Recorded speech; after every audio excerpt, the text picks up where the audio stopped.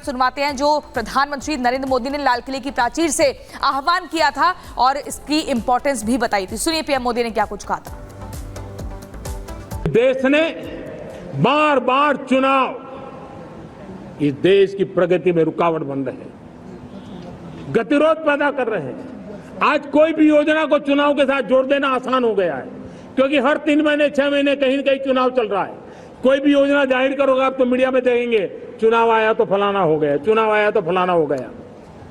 हर काम को चुनाव के रंग से रंग दिया गया है और इसमें प्रस्तुत करेंगे हम।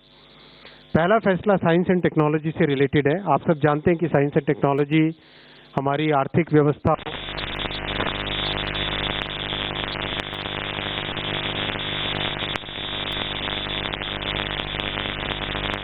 को सुन रहे हैं आप यहाँ पर, जो अभी कुछ देर के बाद जानकारी देंगे कि किस तरीके से जो मंजूरी मिली कैबिनेट में तमाम प्रस्तावों को लेकर, किसके बारे में जानकारी देंगे।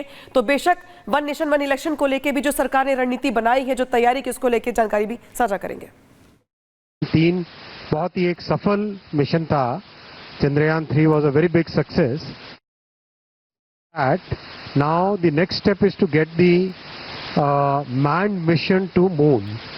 उसके लिए जो प्रिपरेटरी स्टेप्स होते हैं, उन सारे प्रिपरेटरी स्टेप्स को आज अप्रूवल दिया गया और 2 स्क्राफ्ट स्टैक्स लॉन्च किए जाएंगे। लूनर सरफेस पे लैंड करना, उसके सैंपल्स लेना और वापस लेके को हालांकि आगे जो जानकारी दी जाएगी उनकी ओर से। लेकिन बड़ी खबर, बड़ी बात दरअसल ये है कि आज एक देश एक चुनाव के प्रस्ताव को कैबिनेट ने मंजूरी दे दी है। हालांकि ऐसा पहली बार नहीं हुआ है। देश में आजादी के बाद 4 बार ऐसे मौके आए हैं जब इस तरह से चुनाव करवाए गए हैं, लेकिन एक बार जब एक राज्य में सरकार टूट गई बीच में, इसके बाद से ये परंपरा भी टूट गई। एक बार फिर से 2018 में पीएम मोदी की ओर से इस बात को लेकर चिंता जाहिर की गई और इस बात का जिक्र किया गया, लेकिन 19 में कोविड आ गया, जिसके चलते ये बहस खत्म हो गई। एक बार फिर से नए सिरे से 2024 के चुनाव के बाद इस बात ने जोर पकड़ा है, इस मुद्दे ने जोर पकड़ा है।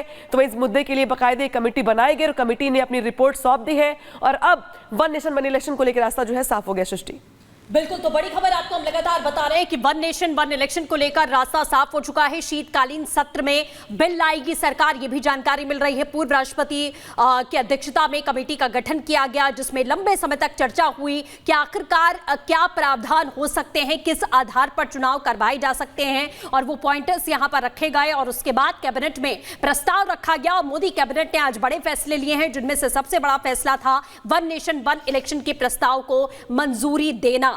और अब माना जा रहा है कि शीतकालीन सत्र में सरकार ये बिल लेकर आएगी, तो बेहद महत्वपूर्ण फैसला ये होगा। और आपको हम लगातार बता रहे हैं कि आखिरकार ये संभव कैसे है, इसको लेकर जो रिपोर्ट यहां पर सबमिट की गई है, उन तमाम जानकारियों को हम आपसे साझा कर रहे हैं। तो ये जानकारी आपको दे दे। देखिए 2014 की अगर हम बात करें तो जब मोदी सरकार बनी थी, आपको बता दें उस वक्त ये वादा किया गया था कि वन नेशन वन इलेक्शन की राह में देश आगे बढ़ेगा और इस पर सरकार जो है विचार करेगी, इस कदम को उठाएगी। इसी बीच आपको बता दें, अब अगर लाल किले की प्राचीर से हम बात करें तो पीएम मोदी ने फिर से इस बात को दोहराया था और यहाँ पर रामनाथ कोविंद, आप जो तस्वीरों में देख रहे हैं, आपको बता दें एक समिति तैयार की गई थी। उस समिति की तरफ से जो पूरा प्रस्ताव है वो मार्च में रिपोर्ट दी जा चुकी है। इसमें बताया गया है कि कैसे लोकसभा और राज्य के विधानसभा चुनाव एक साथ कराए जाने चाहिए। हालांकि इसमें सुनवाते हैं आपको कि पीएम मोदी ने लाल किले की प्राचीर से क्या कुछ कहा था वन नेशन वन इलेक्शन को लेकर, जिसके बाद इस मुद्दे ने ज्यादा जोर पकड़ लिया था। जरा पीएम मोदी को सुन लीजिए पहले। देश ने बार बार चुनाव इस देश की प्रगति में रुकावट बन रहे हैं, गतिरोध पैदा कर रहे हैं। आज कोई भी योजना को चुनाव के साथ जोड़ देना आसान हो गया है, क्योंकि हर 3 महीने 6 महीने कहीं न कहीं चुनाव चल रहा है। कोई भी योजना जाहिर करोगे आप तो मीडिया में देखेंगे चुनाव आया तो फलाना हो गया, चुनाव आया तो फलाना हो गया। हर काम को चुनाव के रंग से रंग दिया गया है और इसलिए देश में व्यापक चर्चा हुई है। सभी राजनीतिक दलों ने अपने विचार रखे हैं। एक कमेटी ने बहुत बढ़िया अपना रिपोर्ट तैयार किया है। वन नेशन वन इलेक्शन के लिए देश को आगे आना होगा। मैं लाल किले से तिरंगे की साक्षी में देश के राजनीतिक दलों से आग्रह करता हूं, देश के संविधान को समझने वाले लोगों से आग्रह करता हूं कि भारत की प्रगति के लिए, भारत के संसाधनों का सर्वाधिक उपयोग जन सामान्य के लिए हो, उसके लिए वन नेशन वन इलेक्शन के सपने को साकार करने के लिए हमें आगे आना चाहिए। तो बिल्कुल आपको हम लगातार ये बड़ी खबर बता रहे हैं और प्रधानमंत्री को भी आपने सुना कि लाल किले की प्राचीर से प्रधानमंत्री ने किस तरीके से जिक्र किया था वन नेशन वन इलेक्शन का, कि आखिरकार देश में वन नेशन वन इलेक्शन क्यों जरूरी है। ये तमाम बड़ी बातें पीएम ने बताई थी और आज ये बड़ा फैसला कैबिनेट की ओर से मंजूर किया गया है। बड़ी जानकारी आपको दे रहे हैं। देखिए, कैबिनेट की तरफ से नोटिंग मिल गई है और इसका इंतजार लंबे वक्त से हो रहा था।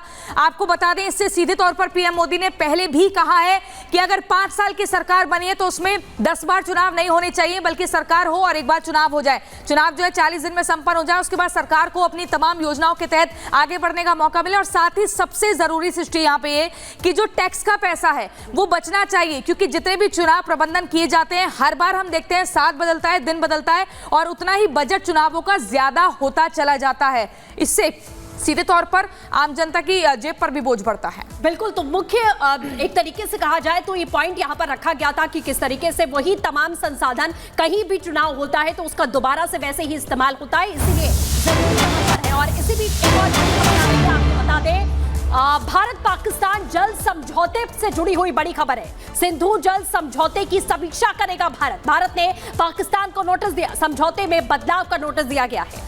और आतंकवाद पानी साथ साथ नहीं, पाकिस्तान को पानी देने पर फैसला लेगा भारत। ये जानकारी आपको दे दें, भारत ने पाकिस्तान को नोटिस दिया है और ऐसे में एक कदम उठाते हुए इस नोटिस में मुख्य तौर पर उन बातों का जिक्र है। आपको बता दें, भारत पाकिस्तान जल समझौते से जुड़ी हुई ये बड़ी खबर आपको बता रहे हैं। सिंधु जल समझौते की समीक्षा को लेकर ये जानकारी मिल रही है। आपको बता दें, इंडस वाटर ट्रीटी समझौते को लेकर अब आगे काम किया जाएगा। पानी के लिए तरसेगा पाकिस्तान, अनामिका। बड़ी खबर दरअसल ये कि जहां पे भारत ने पाकिस्तान को नोटिस दिया है, बीते काफी महीनों से, काफी दिनों से हम ये देख रहे हैं कि जिस तरीके से पाकिस्तान की ओर से नापाक हरकत की जा रही है और बार बार चेतावनी देने के बावजूद भी पाकिस्तान बाज नहीं आ रहा है। लिहाजा नए सिरे से जो समझौते हैं, जो पहले के करार चले आ रहे हैं, उसको लेकर के अब सरकार की ओर से स्ट्रेटेजी बनाई गई है और ये कहा गया है कि आतंकवाद और पानी अब साथ साथ नहीं, पहले बातचीत हो या फिर पहले तय हो जाए कि आखिर करना क्या है। लिहाजा पाकिस्तान को पानी देने को लेकर के फैसला जो होगा वो सरकार की ओर से लिया जाएगा, तय किया जाएगा कि पानी देना या नहीं देना है, कितना देना है, या फिर जो जल समझौता चला आ रहा है बीते काफी सालों से, उसको लेकर नए सिरे से यहाँ पे स्ट्रेटेजी बनाई जाएगी सरकार की ओर से। बिल्कुल, तो बड़ी जानकारी आपको हम लगातार दे रहे हैं कि किस तरीके से भारत ने पाकिस्तान को यह नोटिस दिया है और समझौते पर यह बड़ी खबर है। सिंधु जल समझौते की समीक्षा भारत करेगा। भारत ने पाकिस्तान को नोटिस जारी कर दिया है, समझौते में बदलाव को लेकर यह नोटिस है। दरअसल आतंकवाद और पानी साथ साथ नहीं, भारत ने साफ कर दिया है पाकिस्तान को पानी देने पर अब बड़ा फैसला लेगा भारत। बिल्कुल, देखिए, पाकिस्तान को पानी देने के लिए भारत सोचेगा। आतंकवाद और पानी साथ साथ नहीं हो सकता, क्योंकि आतंकी गतिविधियों को लगातार पाकिस्तान की तरफ से अंजाम दिया जाता है, इसलिए उसको आतंकिस्तान कहा जाता है। और पाकिस्तान को पानी देने पर अब भारत ने कहा है कि फैसला लिया जाएगा। भारत ने समझौते के लिए पाकिस्तान को नोटिस भेजा है, उसमें मुख्य तौर पर बातों का जिक्र है। और यहां पर आपको बता दें, सिंधु जल समझौते की समीक्षा को लेकर अब भारत फैसला बड़ा करने जा रहा है। और ऐसे में यहाँ पर सीधे तौर पर दो टूक कहा है कि आतंकवाद और पानी दोनों साथ साथ नहीं चल सकता है, कहीं पर किसी एक को लेकर तो समझौता करना पड़ेगा, क्योंकि पाकिस्तान जो है आतंकी गतिविधियों को लगातार अंजाम देता है। उसको रोकने में कहीं ना कहीं वो नहीं सफल साबित हो रहा है या जानबूझकर किया जा रहा है, जो भी है। लेकिन आपको बता दें, भारत ने दो टूक के कदम उठाया है।